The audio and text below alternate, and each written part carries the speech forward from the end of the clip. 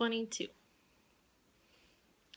Hi there, I'm Jackie Hammond. I was asked to kind of tell my story about my father's struggle with PTSD and ultimately the outcome of being another number added to 22 a day. My father was a veteran. He served in Iraq. He went overseas to many different countries from the time I was about 13 until about he came back when I was about 15. In between that time, I saw him 3 weeks out of the entire time. So things became a little difficult. When he came back the last time is when we really noticed a change.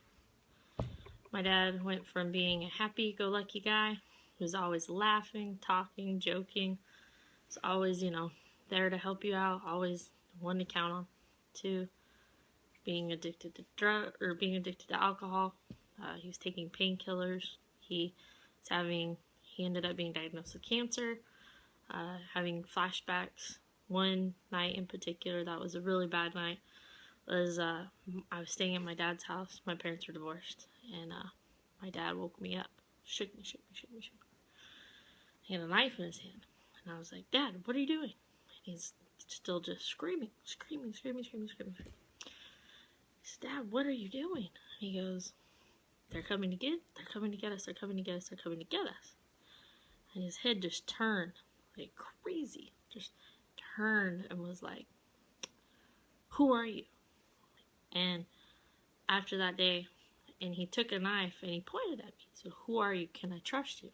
And I was like, "Dad, it's me. Mind you, 15 years old. 15 years old. After that day, I stopped staying at my dad's house. And my mom allowed my dad to come over to her house and we could, hang out, whatever. They were really good friends, so it didn't really matter. But I saw my dad do this slow decline. And it was constant phone calls to my mom. He was saying, "I can't do this anymore." He was going to programs. He was trying to talk to people. But at the same time, he was trying to do it under the table. Because he was told by the military that if he admitted that he had PTSD, that ultimately he would lose everything. And he'd have to be medically discharged. This was a man who was so proud of everything he had done, everything he had accomplished as a medic. He was a corpsman. He's a HM2 FMF corpsman. And this is a man that was so proud of everything he had accomplished in Iraq, Afghanistan, Japan, all these different places. And to have that all be torn away by a medical discharge was not what he was going to do. So everything kind of built. It came out to one day my dad was completely lost his mind. He was drinking, he was cutting himself. Multiple times a day I would see him and he would have a new cut on his arm. "Where's that from?" He'd come up with some elaborate story about how he saved a dog, how he was jumping out a window. And this is not the man that left when he left when I was in 6th grade. This is a completely different person. And then the day that he killed himself was July 8th, 2006. I was 15 years old. And that was the worst, most horrible day. Because my parents were best friends. And my dad had said, "Let's go to the movies." Made a plan to go to the movies. Said, "Hey, well, I guess we'll come pick him up." He's not answering the phone. He was supposed to come meet us at the house. We kept repurchasing the tickets later and later. Finally, we showed up at his house. My mom says, "Go upstairs and go get your dad." Go run upstairs to his apartment. Door's cracked open. I open the door. My dad's not laying in the bed. He's not in the couch. He's not in the kitchen. His truck's outside. Go around the corner. And there he was. The man who was my best friend. The person that I hung out with all the time. The person that I looked up to. Who was my hero. Which is why I am an EMT today. Which is what I, strived everything to become. Was there hanging by a rope. And not just any rope. This is a man with extreme mountain climbing rock climbing techniques. I was hanging by a rope over the door. And I literally looked just in complete shock. Because I knew he had problems, I knew he had issues, but never left a no, never left a reason why. We knew he was troubled. He was trying to get help, but he was trying to do it where the military didn't know. And that's what made it so difficult, was he could never get it to where the military didn't know.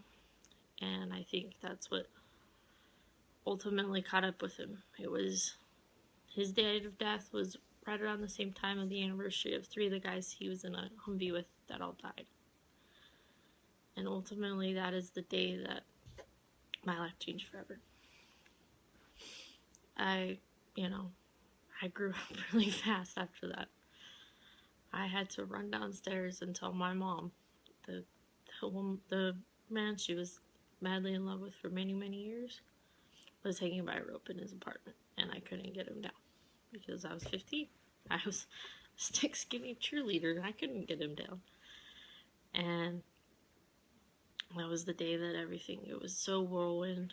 Family, friends, people, hey, are you okay? Yeah. I mean, I didn't know how to feel.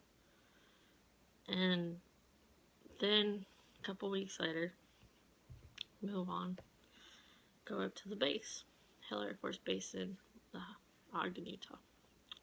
Sit with the JAG lawyer, who looks me straight in the eye, 15 years old, and says, "You don't get anything other than SGLI."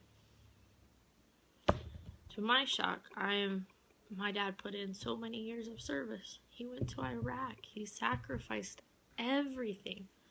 His mental health, his physical health. This is a man who was diagnosed with pancreatic cancer, who mentally had lost his mind when he came back. And he sacrificed so much, being gone from 2003 till 2005, 2005, and for 2 years, he gave up everything. He saved lives. He has medals and certificates and so many different things from Iraq. So many things he did, so many things he accomplished, how many lives he saved, how many lives he touched, how many people he touched.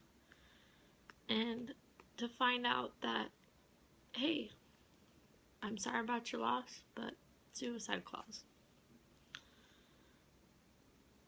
That really sucked. To have no medical care other than what my mom had, have no base benefits. This is something I was frequently doing, was going up to the base to get groceries, to see my friends that were in the military with my dad, and to find out that I had no benefits. I had nothing. All I got was SGLI, and you should get that in a couple days. This is a man who had retirement, pension, whatever, all of that stuff laid out. All that money, all those things to take care of me when he died, when he was 50, 55. Nothing.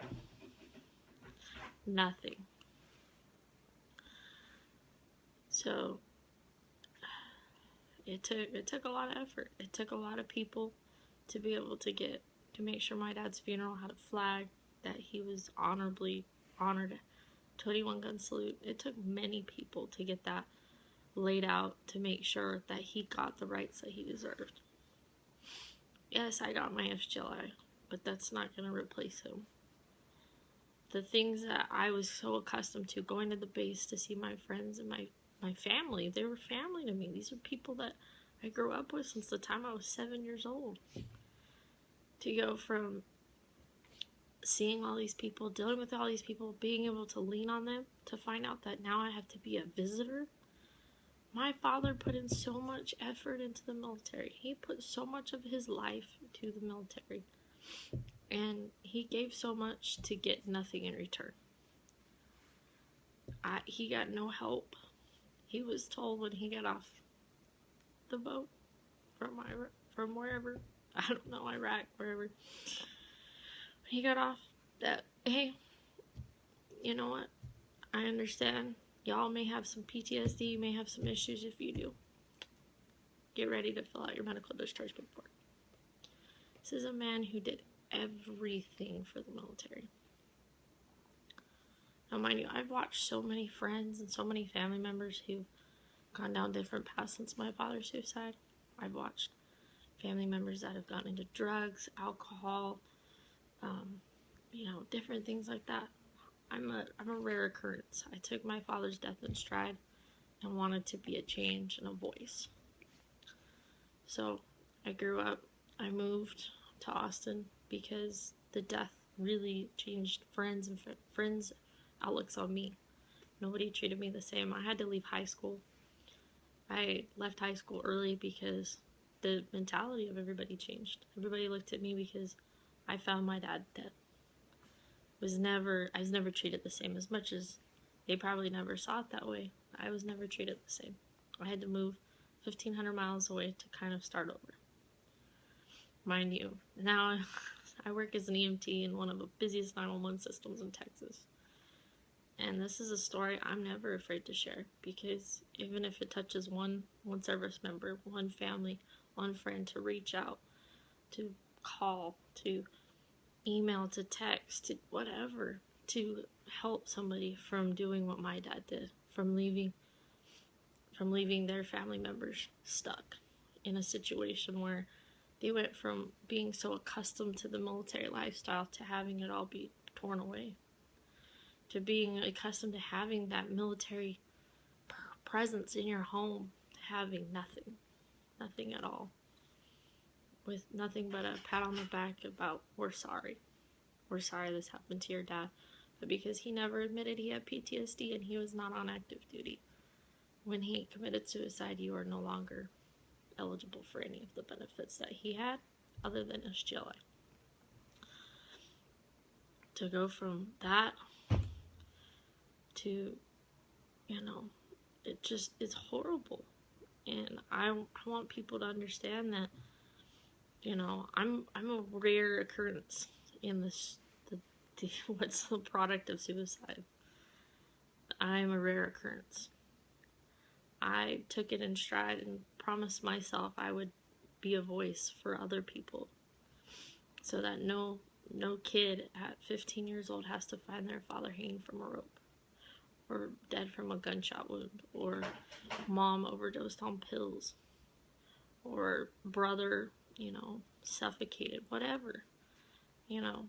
I promised myself I would be a voice, even if it takes just one little thing I say to make you or someone reach out for help, or help you to become be able to find the resources you need to be able to deal with what happened to you.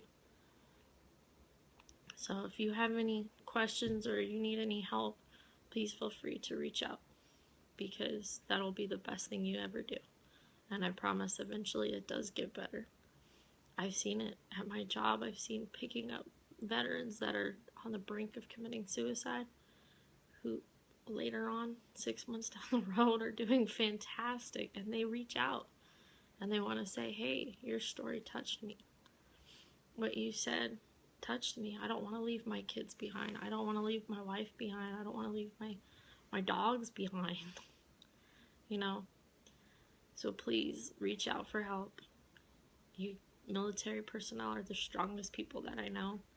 So you guys sometimes have the hardest time admitting you need help, but please don't be afraid to admit that you need help. Please don't let your loved ones end up in my position, left in the dark, left with nothing other than a pat on the back and then saying, good luck, you'll be okay, you'll figure it out. Being told by lawyers that, hey, if you take all of your SGLI, we'll fight the military for you. No, nothing will bring my dad back. Fighting the military isn't going to bring my dad back. What will bring me closure and wholeness is knowing that I helped somebody. Help that family member, that friend, that brother, that sister, that daughter, that son, whoever it may be, knowing that my story specifically, or knowing that whatever I said maybe touched them to reach out for help or help somebody get help. So please reach out. You have many resources to contact. Thank you.